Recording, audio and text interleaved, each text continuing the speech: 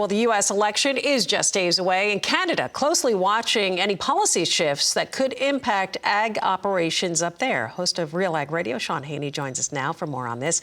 Sean, thanks for being here. I know you talked to two Farm Credit Canada economists. What are the three policies that they're tracking right now? What are you hearing? Yeah, great to be with you here this morning. So I think there's more than three, but these are the three key ones that my two guests focused on. One was biofuel policy, especially relative to what happens with the details on 45Z. Will 45Z allow only domestic produced feedstock? Would that prevent some like Canadian soybeans or canola from participating in that tax incentive program? For example, also number two, product of USA labeling, or voluntary cool, as often referred to. That's going to be a big factor. And as well, of course, whenever we get a U.S. Farm Bill completed, they've been working on that for a long time. Maybe potential in the lame duck, we'll have to see.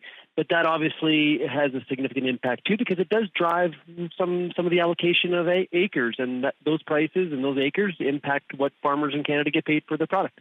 Well, you mentioned, of course, that biofuel tax policy. We're going to be talking to Senator Roger Marshall in just a bit on that. The 45Z tax credit set to go into effect on January 1st. And when you talk about this kind of policy and the impact that it would have on Canada, what are you hearing from producers there? Yeah, I think there's kind of a general... To be honest, I think there's a low awareness about what's happening with 45Z on the Canadian farm, and there's a lot of uncertainty around it as well as you mentioned. Here's a detail that's important. What happens with North Dakota grown canola that gets crushed in Canada? There's a lot of it that does. Does that qualify for the 45Z? So